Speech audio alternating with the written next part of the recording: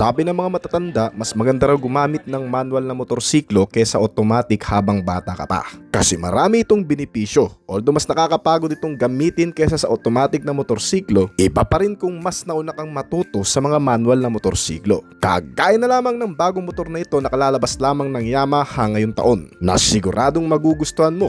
Ang dami kasing mga features na ikinabit sa modelong ito, tapos napakamura pa ng presyo nito. Ang bagong motor na pangkaragdagan na naman sa lineup model ng brand na may mga modernong specs and features, makabagong external na disenyo at mas affordable na presyo. Yan ang aalamin natin, pero bago yun syempre, kung bago ka lamang po dito sa akin channel, baka naman kabihin mo like subscribe button pati ng notification bell para naman mag-update lagi sa mga video na gagawin ko pa. Alright, simulan na natin to!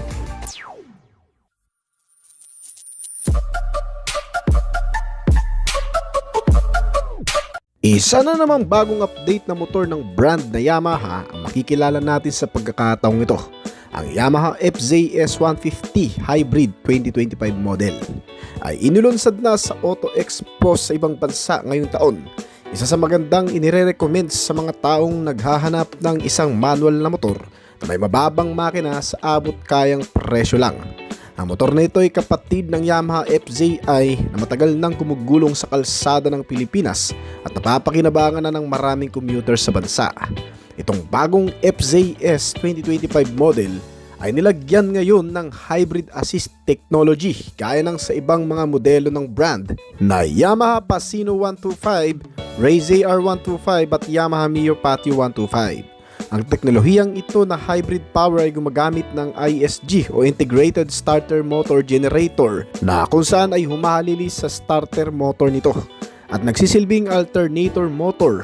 Nagpuproduce ng extra power para magkaroon ng sapat na enerhiya nang walang nasasayang na fuel. Lalo na kapag tumatakbo na ang motor ng mabilis na hindi bababa sa 60 km per hour. Ibig sabihin makakatipid ng maraming fuel once na gumana na ang hybrid system nito. Sa tulong ng baterya ay tatakbo ang motor kahit walang fuel. Parang ganun ang siste, kaya naman mas pinapanatili rin ito ang magandang emission norm compliance. Bukod sa mga bagay na yan, itong Yamaha FZS 150 ay nakakuha rin ng maraming modernong kagamitan na karamihan sa atin ay siguradong mamamangha. Dahil sa motor na ito na hindi masyadong kamahalan ay naglalaman naman ng maraming moderno at advanced na teknolohiya. Katulad na lamang ng pagkakaroon nito ngayon ng full LED type lighting system kasama ang position light, headlight na may high and low beam, daytime running light at tail lamp. Maliban pala sa mga turn signal lamp indicator nito, I think parang naka-bulb type pa ito. Pero bagamat ganun ay okay na rin naman yan kasi kahit papano ay malawak na rin ang magagawang visibility nito sa madidilim na kondisyon. Isa pa, itong motor ay nilagyan na rin ng USB port socket na nagsisilbing charger ng gadget sa oras na malobat sa daan. Ang Yamaha FZS 150 Hybrid ay may makabagong external na disenyo kasama ang makabagong estilo ng mga fairings na nakabalot sa buong chassis nito. Medyo nababalutan ito ng mga nagagandahang cover at kulay blue ngayon na may kasamang bagong graphics design. Ngunit dala pa rin ng motor ang nakakaagaw na pansin na signature na disenyo nito na parang big bike. May kasamang cowl cover sa underbelly muffler para magsilbing mud protector nito. Bukod pa dyan, itong motor ay nakakuha rin ng functional na hazard lamp system at pass switch na siyang nagsisilbi namang visual sign sa oras na mga kinakailangan nating biglang gumilid, magmadali o huminto sa gilid ng kalsada. Ang chassis and suspension ng FZS ay mas pinatibay gamit ang makabagong diamond frame chassis na nakakabit sa motor na ito para bigyan ka ng magandang biyahe na may kasamang flexibility at mas ma-maintain ang stability. At sa tulong din ng mga suspension setup, gaya ng front telescopic fork suspension na may sukat na 41mm at rear suspension system na steel swing arm, monoshock absorber with coil spring at spring preload adjustable na kung saan kalimitang ginagamit ang mga features sa suspensions nito sa mga manual na motorsiklo na gaya nito. Isa rin kasi sa magandang magkaroon ng spring preload adjustment ang isang motorsiklong manual para mas maging komportable ang riding condition at upang maiwasan na rin ang pag-nose diving kapag nagpepreno. Lalo na kapag maidadaan mo rin ito sa malulubak o kaya naman sa mga pababa o paahon na kalsada ay mas magiging panatag lang ang biyahe. At ang isa pa sa maganda sa sistemang ito, lalo na kapag may ikakarga kang mabibigat na bagay, ay pwede mong baguhin ang rate ng spring o ang dami ng preload na ilalagay mo dito na para umayon at gumanda ang bawat laro ng bouncing nito at para mas tumagal na rin ang kondisyon ng mga suspensions nito. Itong 2025 Yamaha FZ S150 Hybrid ay pinapagana ng isang 149 cubic centimeter displacement ng engine. Yun nga lang naka-air-cooled type pa ang cooling system. Kasama ang single-cylinder 4-stroke single overhead cam at ang bagong integrated starter generator o ISG na kung saan ay ipinares sa isang 5-speed gearbox at manual transmission. Nagamit ang bagong hybrid na teknolohiya na nagbibigay ng mas pinalakas na torque at mas pinatipid na fuel consumption na gumagawa ng 12 horsepower at 8,750 RPM at 11.5 Nm ng torque naman sa kada 6,000 revolution per minute. Ang bilis nitong motor na dati ay umaabot lang ng 110 to 115 km per hour, ngayon ay mas humigit pa raw sa dating bilis nito. Samantalang ang fuel tank capacity naman nito na 13 liters at fuel injected type na fuel supply na may kasamang idling stop system o engine stop and start system ay mas malayo-layo na rin daw ang mararating. Dahil kaya nitong kumonsumo ngayon ng 55 to 60 km per liter sa dating 45 to 50 km per liter lamang. Ang Yamaha FZ S150 2025 model ay nilagyan din ng makakapit na braking system sa front na may single disc dual caliper piston nakarugtong ng ordinary disc type sa likuran na magbibigay ng mas magandang brake procedure, lalo pat ang modelong ito ay sinamahan ng anti-lock braking system o ABS. Isang makabagong features na idinadagdag sa braking system para mas gumanda ang kapit ng preno lalo na sa mga emergency braking. Nagpiprevent sa pagka-unlock ng gulong at nagpiprevent din ng pagkaskid nito lalo na sa mga madudulas na kondisyon. Ay sukat ang mga gulong nito sa harap na 100/8R17 at 140/60R17 naman sa likuran. Hindi pa dyan tapos, ay lang motor na ito ay nilagyan din ng makabagong TFT display instrument meter panel na nagbibigay ng magandang readout sa rider upang mas malinaw na makikita at maiintindihan ang mga sign notification na lumalabas dito.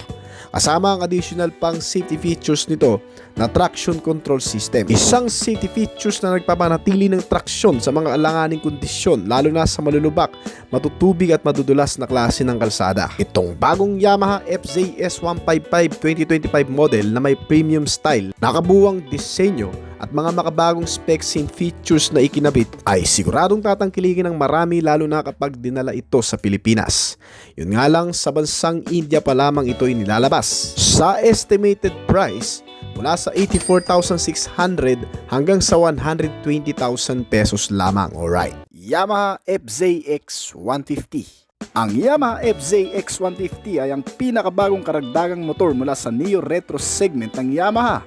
Kasunod ng parehong mga pahiwatig sa disenyo ng series ng FZ na pinagsama-sama ang klasiko at walang katulad na style, kasama ang pagiging reliable, modern technology at ang mayamang pamana nito sa karera.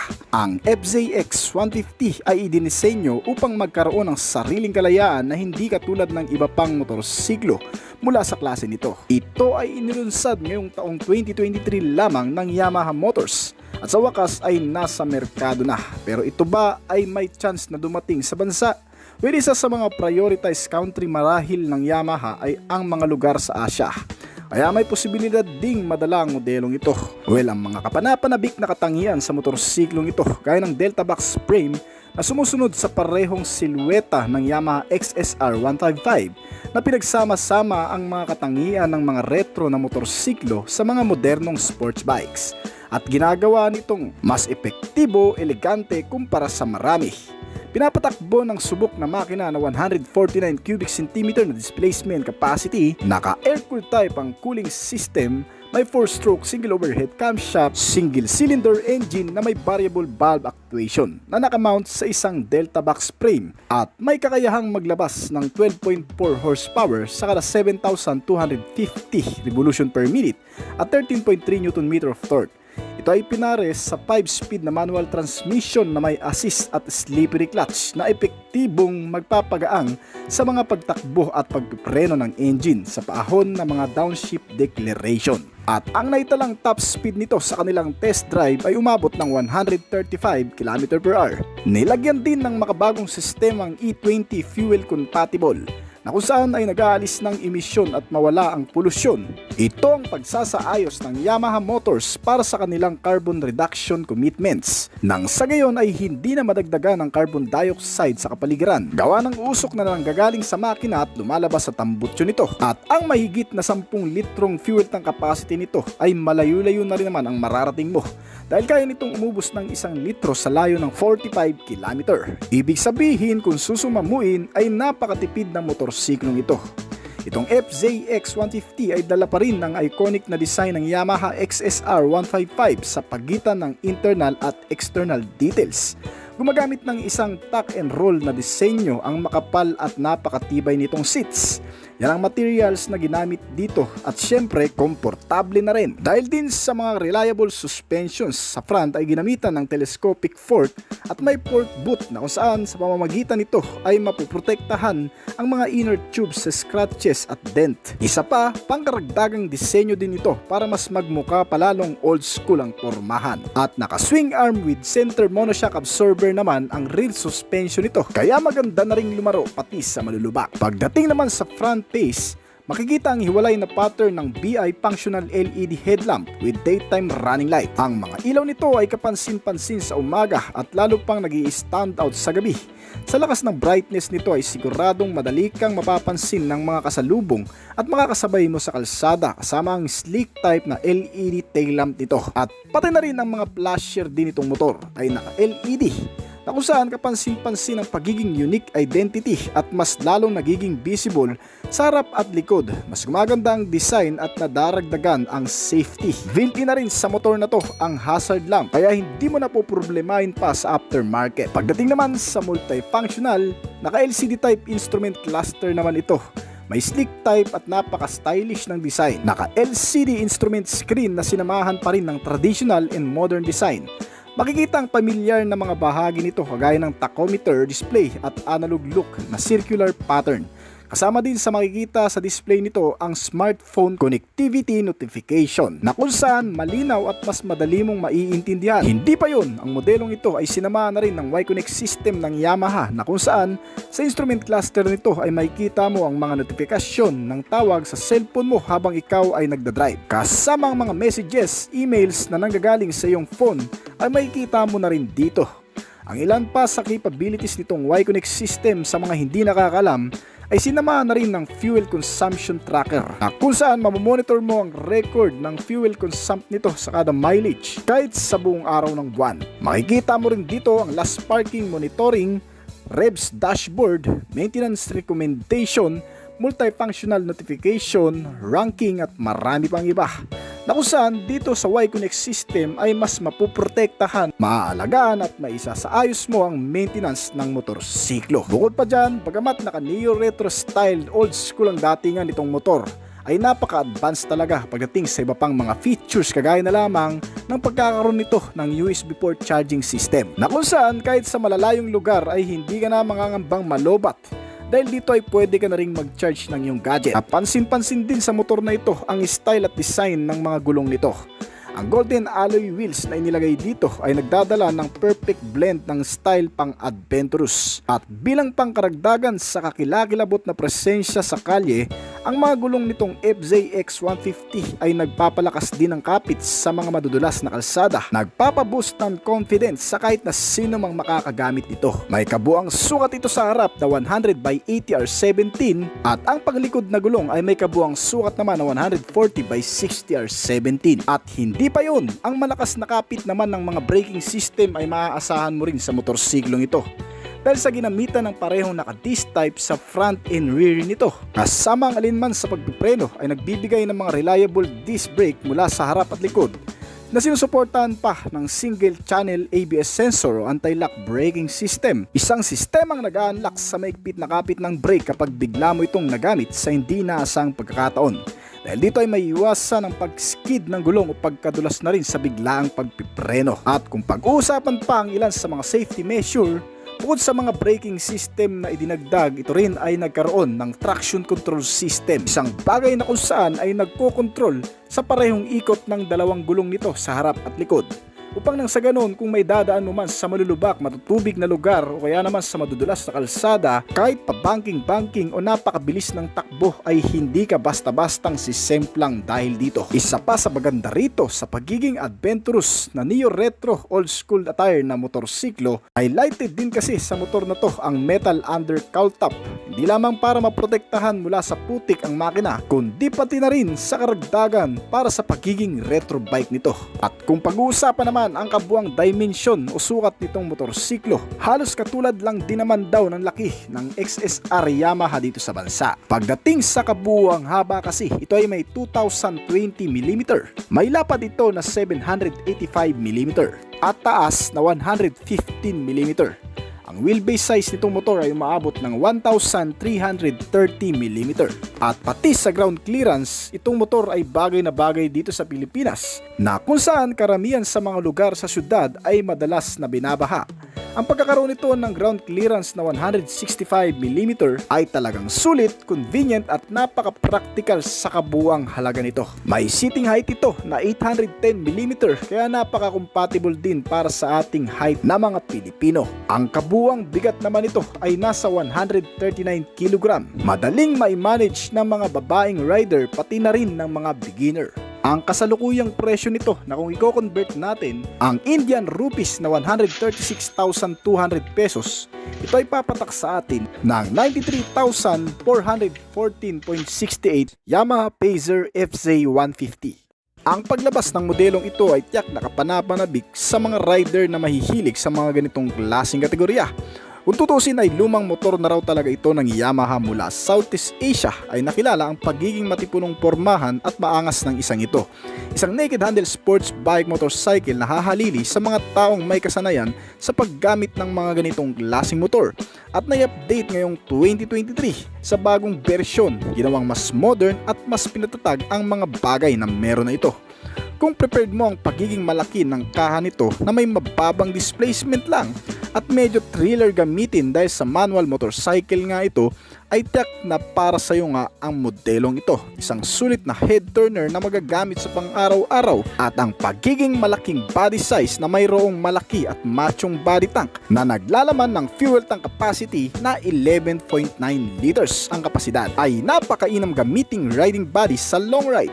At isang maaasahan na makina na powered by 150 cubic centimeter na displacement capacity, naka single cylinder 4-stroke 2-valve single overhead cam na makina at matipid na rin naman daw sa gasolina ang motor na ito. Pinatunayan niyan sa ilang bansa sa Asia na kung saan matagal nang ginagamit pang hanap buhay nila doon ang dating modelo ng motorsiklong ito. At dati ay naka-carburetor type pa ang fuel system na in-upgrade na rin ngayon sa fuel injected type. Ngunit pagdating naman sa cooling system, ito ay naka-air-cooled type pa, bagay na medyo manghihinayang ka na rin kasi hindi pa ginawang liquid-cooled na din sana. Ang Yamaha Pacer FZ15 ay pinapagana ng naka-manual transmission type at equipped na rin sa assist and slippery clutch na inilagay naman para sa karagdagang highlights ng motorsiklong ito. At sa mga hindi pa nakakaalam, ang sistemang ito ay nagre-reduce ng clutch lever loads during downshift na nagko-contribute ng mas komportableng pagsakay. Hindi ka masyadong mahirapan sa mahabang biyahe at sa napaka-traffic na lugar dahil dito na kaya mag-produce ng maximum output level na 12.4 horsepower sa kada 7,500 RPM at 13 Nm of torque naman sa kada 6,000 RPM. At naitala ang average top speed nitong motor na umabot sa 115 km/h. Hindi man ganun kabilis pero malakas naman humata kahit karga ang pinakamabigat na maximum load capacity nito. At maging sa paahon na kalsada ay hindi ka rin bibitinin. At ang maganda pa sa motor na ito mga kaibigan, hindi pa man natin subok ang kakayahan ay mabibilang na kasi sa mga aasahan mo dito ang pagiging safety, reliable at durability nito sa ilan pang mga features na meron ito.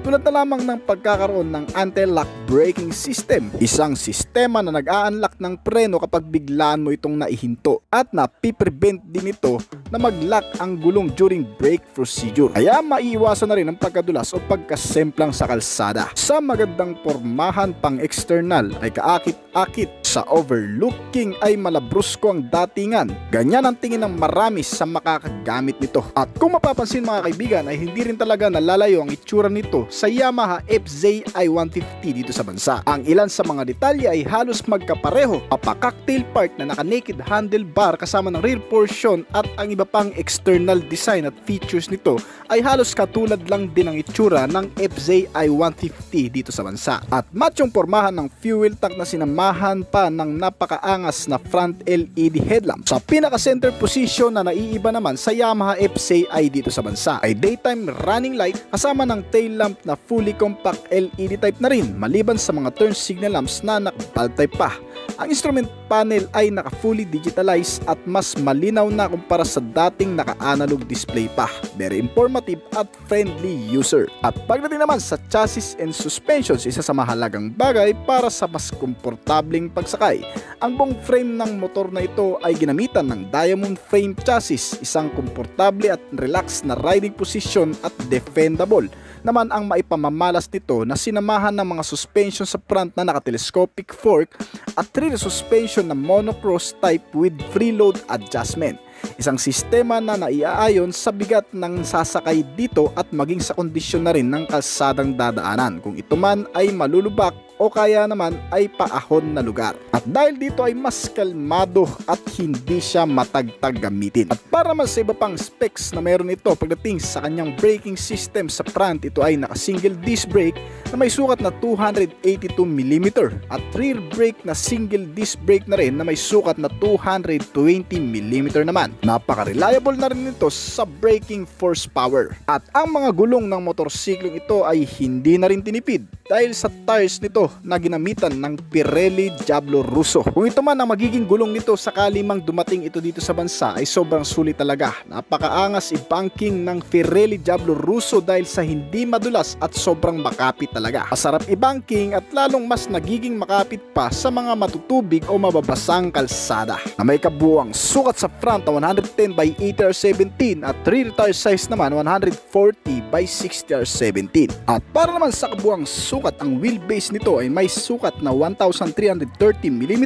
Seating height ay medyo may kataasan din, bagay na bagay sa estilo ng motor na ito na may sukat na 790mm na siguro ay kakayanin ng hanggang sa 5'3" ang height pataas. May kabuang timbang ito na 135kg. Bagay lang din yan kung isasabak mo sa maluluwag o malalawak na kalsada at may makakasalubong kang mga malalaking sasakyan. Dahil sa bigat ng motorsiklong ito kung paaandarin ng napakabilis ay mas mamiminte ng stability nito. Sa kasalukuyan ay nagkakahalaga ang kabuuang presyo nitong motor na umaabot sa 139,000 rupees na kung direkta natin i-convert sa Philippine peso, ito ay aabot sa 94,800 pesos dito sa bansa. Yamaha FZS 150. Marami ng FZ series ang inilabas si Yamaha sa merkado noon pang 1985. Magmula sa mga big bike category at maging sa mga small bike na family member ng FZ series. Lahat ito ay nagtapos sa pinakamagandang feedback ng maraming consumer at tagahanga sa kalidad na ipinamamalas ng motorsiklong ito. Bumintang pagiging matipid, matatag at malakas na klase at maging ang physical attributes ay tinangkilik dahil sa pagiging sporty bike concept na manual motorcycle. Kaya naman hindi nawawala ang pagsibol ng mga bagong generation mula sa jeans ay hinihango ang mga bagong motorsiklong FZ version na magbibigay din ng isang magandang biyahe sa pang-araw-araw gaya na lamang nitong FZ SFI 150 version 4. Nakalalabas lamang at nakakabilib ang pagkakaroon din nito ng napakaraming features. Ang street sports bike na ito ay isang legit head turner na namumukod tangi ang kalidad at pagiging maangas nito. Isang panlalaking disenyo na binahagian ng napakamachong estilo sa physical na katangian ay napakahenyo, maituturing best body sa long rides at ilan pang commuting rides. Yung tipong nailayo sa pattern ng habal-habal na motor Hindi ka na siguro pagkakamalang mamamasada niyan kapag ang binili mong motor ay itong FZ SFI 150 na bagong version ngayong taon. Halata naman sa pormahan pa lang ang pagiging maangas nito na naiiba sa lahat ng FZ series family ng Yamaha. Mas pinakul at mas pinamacho kasi ang datingan nitong fuel body tank kung saan dito na rin matatagpuan ang mga air inlets sa magkabilaan. Samahan pa yan na naka 3D emblem decals na maipagmamalaki mo na. Isang malinaw na realidad kung ikaw ay nasa syudad ay mas mainam na lang talagang magkaroon ng isang dekalidad. Bagay na maaasahan mo pa sa motor na ito ang malakas na makina na pinapagana ng 149.5 cubic centimeter na displacement capacity, naka single cylinder, air-cooled type 4-stroke single overhead cam with 2 valves engine.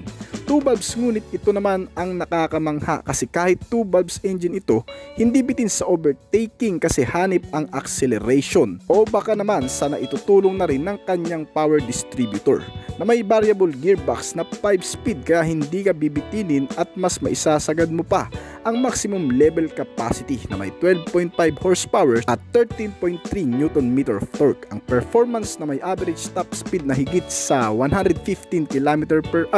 Naka fuel type injected na nga rin pala kaya kung sa average consumption naman ang pag-uusapan ay matipid din talaga dahil kaya nitong tumakbo ng 50 km na kumukonsumo lamang ng 1 litro ng gasolina. At ang isa pa sa highlight ng motor na ito kaya siguradong magugustuhan mo ay ang pagiging futuristic na rin, equipped sa makabagong teknolohiya at nauusong features na talaga nga naman sa frontal face ay sobrang ganda sa klase ng LED headlamp at maangas na mga flasher at tail lamp na parang sa MT motorcycle. Lahat ito ay mga naka-LED type kaya less maintenance at mas maliwanag sa madidilim. Equipped na rin sa hazard lamp, mga indicator light at pa-switch. At ang instrument panel din nitong motor ay naka-fully digitalized kaya mas madaling maunawaan ang anumang notifikasyon. Sa iba pang mga detalye na isa rin sa nagpapaganda sa mala sporty concept ng motorsiklong ito, ang sporty muffler, mga side fairing garnish, may belly fan na din na parang sa big bike lang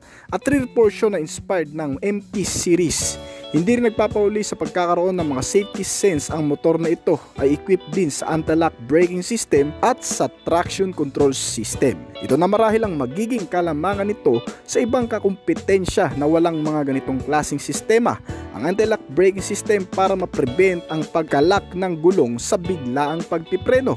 Dahil dito ay maiwasan ang pagkadulas o pagkasemplang na rin. At ang traction control system naman na nag-a-adjust ng ikot ng yung dalawang gulong sa front at sa rear nito para mas maiwasan ang pagkaskid o pagkadulas na rin sa mga mababato, mabubuhangin, mababasang kalsada at sa biglaang pagliko sa mga pakurbadang lugar. At ang isa pa talaga sa pinakamaganda dito mga kaibigan ay ang pagkakaroon ng smartphone connectivity.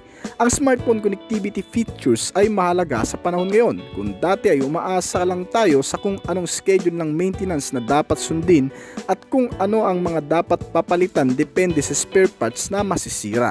Ngayon dahil sa mga sistemang ito ay mas ma-enhance mo at ma-maintain ang mga maintenance recommendation ng motorsiklong ito kung papaano mas maaalagaan at mas mapapanatili ang maganda nitong performance level. Kasama pa sa features nito ang paglocate o paghahanap sa motorsiklo kung sakali mang makarnap ito. Ang GPS na makikita sa mismong app na nasa cellphone mo ay mas mabilis mong matutukoy kung saang lugar ito dinala. Isa rin sa security features na maaasahan mo, sinamahan pa ng side stand kill switch para hindi rin basta-bastang umandar kapag nakababa pa ito kasi delikado rin naman. Bukod pa dyan ay magiging panatag na rin ang bat mo rito dahil sa hanip mag-response nito sa malulubak. Paano ba naman kasi ay ginamitan ng mas mahahabang travel ng telescopic fork sa harapan at ng monocross suspensions naman sa likuran na may kasama na ring spring preload adjuster at dito ay mai-adjust mo ang spring ng rear suspension depende sa volume o bigat ng ikakarga mo o isasakay dito para mas hindi ganun katagtag at mas stable at panatag pa ang biyahe. Sa braking system naman nito sa front ay ginamitan na naka-single disc brake with dual piston caliper brake at may ABS sensor. At ang rear brake naman nito ay naka-single disc brake na rin with single piston caliper brake. Dahil sa manual ito ay maaasahan mo ang brake force na nagagawa niyan. Dala na rin ng makakapal na gulong ang pagiging smooth riding condition nito sa kalsada. Mas magandang i-banking at mas magandang panatilihin ang pagkakaroon ng ganitong klaseng kapal. Dahil sa body build na sobrang laki talaga. May kabuang sukat ito sa front na 100 by 80 R17 at rear tire size naman na 140 by 60 R17. Mas may babangking mo nang hindi ka nangangamba. Naka-alloy wheels at tubeless tires na rin ito. Ang kabuang sukat naman nitong motor para sa kabuang haba ito ay nasa 1,990mm. May taas ito na umaabot sa 1,080mm at ang seating height naman nito ay nasa 790mm na kaya na rin sigurong upuan ng hanggang sa 5'3" ang height. May fuel tank capacity ito na 13 liters at may ground clearance naman na 165mm.